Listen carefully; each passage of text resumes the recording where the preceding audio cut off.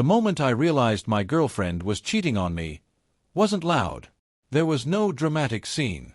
No lipstick on a collar. No mysterious text popping up at the worst possible time. It was actually something much quieter. A laugh. Not just any laugh. A specific one. The kind of laugh someone makes when they're talking to a person they really want to impress. And the worst part? It wasn't meant for me. But I'm getting ahead of myself. My name is Daniel. I'm 32 years old, and until about 7 months ago I thought I had a pretty solid life. Nothing flashy. Just stable. I worked as a project manager for a construction company in Phoenix. Good salary, predictable hours, weekends mostly free. And for the past 3 years, I had a girlfriend named Emily. From the outside, we looked like one of those couples who had things figured out. We traveled occasionally. Had a shared Netflix account. Argued about normal stuff like where to eat and whose turn it was to take the trash out. Nothing dramatic. Honestly, I liked it that way. Emily was more spontaneous than I was. She liked surprises, random road trips, and occasionally changing plans last minute. I was the logical one. Schedules, lists, planning things ahead. And normally those two personalities balanced each other pretty well. At least, that's what I believed. The first weird thing happened on a Tuesday. It was late. Around 11:30 p.m. Emily and I were sitting on the couch watching some terrible reality show that neither of us actually liked but kept watching anyway. Her phone buzzed on the coffee table. She picked it up quickly. Too quickly. Now normally that wouldn't mean anything. People grabbed their phones all the time. But this time she did something different. She tilted the screen away from me. Just slightly. Most people wouldn't even notice something like that. But remember, I'm the logical one. Small details stick out. She typed a quick reply, locked the phone, and set it face down. Then she forced a smile. "Work stuff," she said casually. Now here's the thing. Emily works in marketing. And in 3 years together I had never seen anyone from her office texting her at 11:30 p.m. Still, I didn't say anything. Because relationships don't survive long if you interrogate every little thing. But once your brain notices something strange, it starts paying attention. And over the next 2 weeks, I noticed a lot. Emily started bringing her phone into the bathroom. She used to leave it on the kitchen counter all the time. Now it went everywhere with her. She also started going to the gym more often. Which again, by itself, isn't suspicious. But the gym suddenly required very specific timing. Late evenings. Around 9 p.m. And she would come back almost an hour later than usual. At first I told myself I was being paranoid. Then the third thing happened. One Friday night, Emily said she was meeting her friend Lauren for drinks downtown. Normal. Except around midnight, I got a message from Lauren. Not about Emily. About something completely unrelated. But that message told me something important. Lauren was out of town that weekend. Which meant Emily wasn't with her. Now my brain started building a timeline.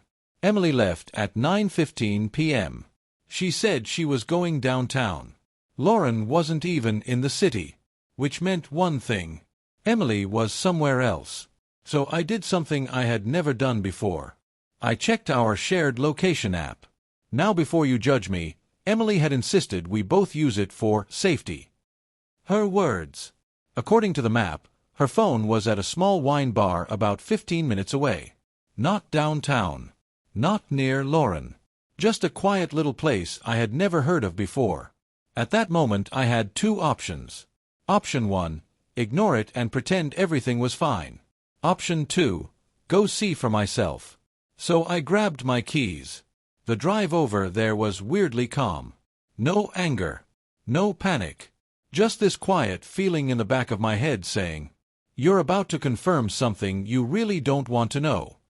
When I pulled into the parking lot, I saw Emily's car immediately. Black Honda. Slight scratch on the rear bumper from when she hit a mailbox last year. No mistake. She was there. For a minute, I just sat in my car staring at the entrance. Because once you walk inside, you can't unknow something. But eventually curiosity wins. It always does. So I got out and walked toward the door. Inside the bar, the lights were dim and the place was quiet. Maybe 20 people total. I scanned the room once. Didn't see her. Then I looked toward the back corner table. Emily was sitting there across from a guy. They were leaning close together, talking quietly. And then she laughed. That laugh. The one I mentioned earlier. The kind meant for someone you're trying very hard to impress. For a moment I just stood there. And the strangest thing happened. I didn't feel rage. I felt clarity. Because suddenly every weird moment from the past month made perfect sense. The late-night texts. The secret phone. The sudden gym visits. All of it. But the real surprise didn't happen in that bar. It happened 5 minutes later. When I walked over to their table. And the guy sitting across from my girlfriend turned out to be someone I actually recognized. Someone from her past. Someone she once told me she would never speak to again. And in that moment, I realized this situation was about to get a lot worse than simple cheating. When I got closer to the table, Emily finally noticed me. Her face went completely pale. Daniel. The guy across from her turned around slowly. And when I saw his face, I actually laughed. Not because it was funny. Because the situation was so absurd my brain didn't know how else to react. Jason, I said. Jason was Emily's ex-boyfriend. The one she dated before me. The one she once described as the worst mistake of her life. Apparently mistakes age well. For a second no one spoke. Then I pulled out the empty chair next to their table and sat down. Well, I said calmly, this is awkward. Emily looked like someone had unplugged her brain. Daniel, I can explain. I nodded. Great. Because I'd love to hear it. Jason tried to speak. Man, it's not what it looks like. I raised a hand. Let's not start with lies. That shut him up. Then I looked back at Emily. When did this start? She didn't answer. So I asked again. When did this start? Her voice was barely above a whisper. About a month ago. Exactly the same timeline my brain had already built. I leaned back in my chair. Gym visits. Silence. Late-night texts. More silence. Lauren being downtown tonight? Emily started crying, which honestly felt a little late for that reaction. Then I looked at Jason. So what's the plan here? Neither of them answered.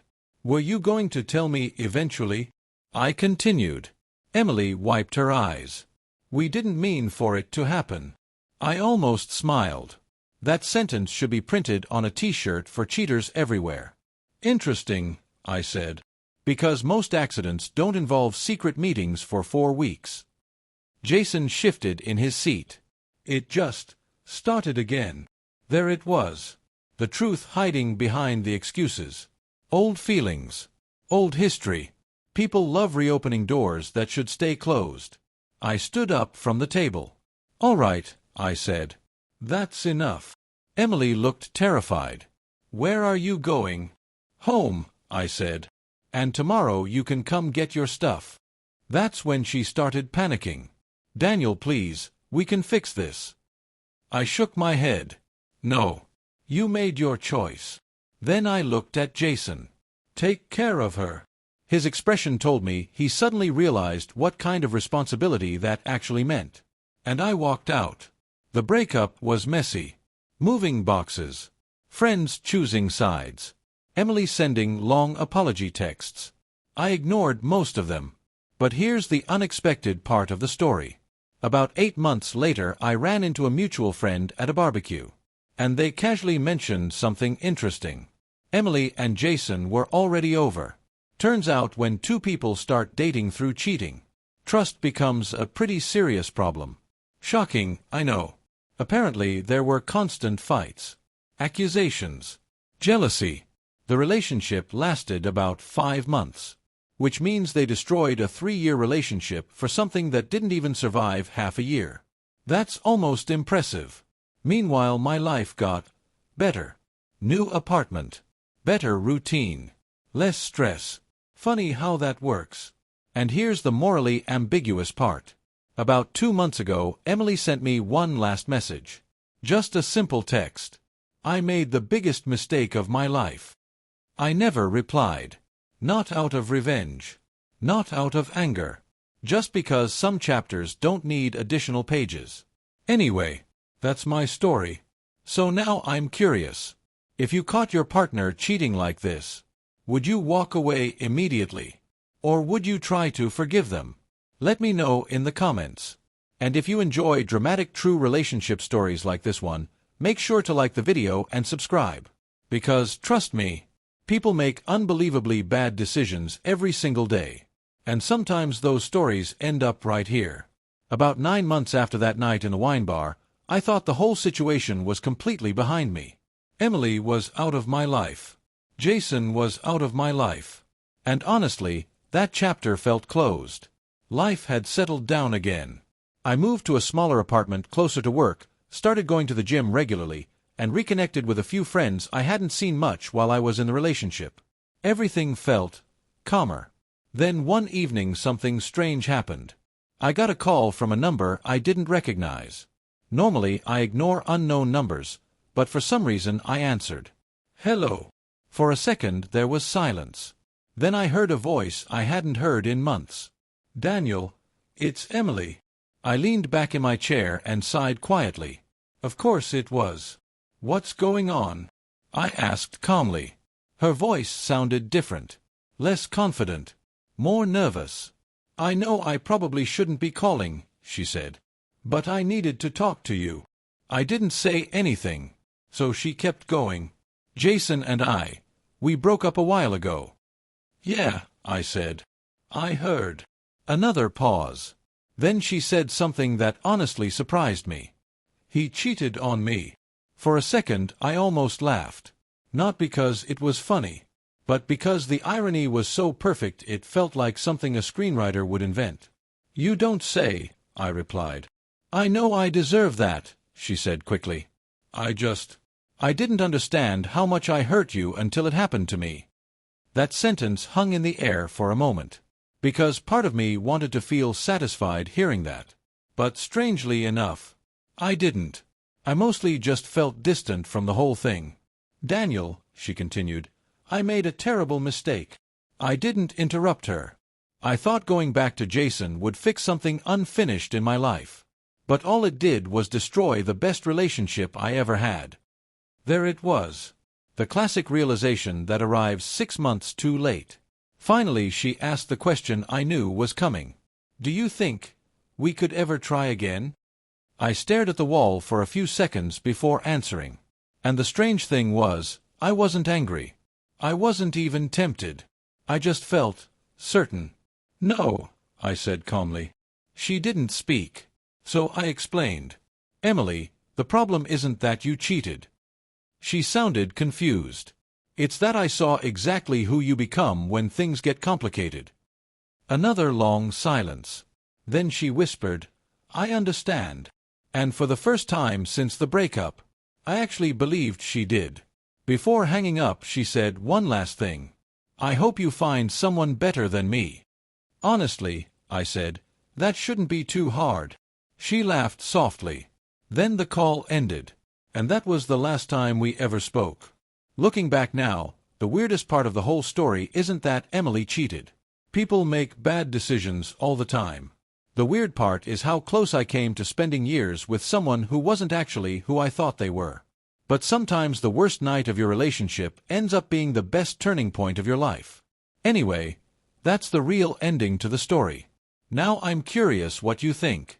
If your partner cheated but came back months later after getting cheated on themselves, would you give them another chance? Or is that the kind of line you can't cross twice? Let me know in the comments. And if you enjoy dramatic true relationship stories like this one, make sure to like the video and subscribe. Because, trust me, people's worst decisions almost always come with very interesting stories afterward. A few weeks after that phone call, I heard one last update about Emily. Not from her. From a mutual friend. Apparently, she had moved to another city for a new job. Different apartment, different routine, different circle of people. In other words, a complete reset. And honestly, That was probably the best thing for her. Sometimes the only way people grow is by leaving behind the places where they made their biggest mistakes. When I heard the news, I expected to feel something. Anger, satisfaction, maybe even regret. But none of that happened. Instead, I felt something much simpler. Closure.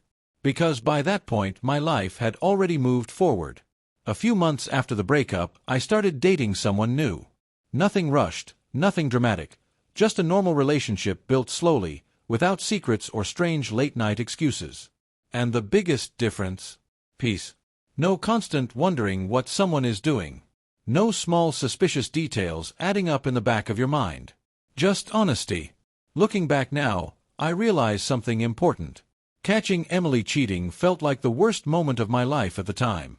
But if that night in the wine bar never happened, I might have spent years in a relationship that was quietly falling apart behind my back. So in a strange way, the betrayal actually saved me a lot of time. Life has a funny way of doing that. Anyway, that's the full story from beginning to end. Now I'm curious about your opinion. If you were in my situation, your partner cheats, leaves you, and then comes back months later asking for another chance after getting cheated on themselves. Would you forgive them? Or would you close that chapter permanently like I did? Let me know what you do in the comments. And if you enjoy dramatic real-life relationship stories like this one, don't forget to like the video and subscribe. Because, trust me, some of the biggest lessons in life start with the worst nights you never expected.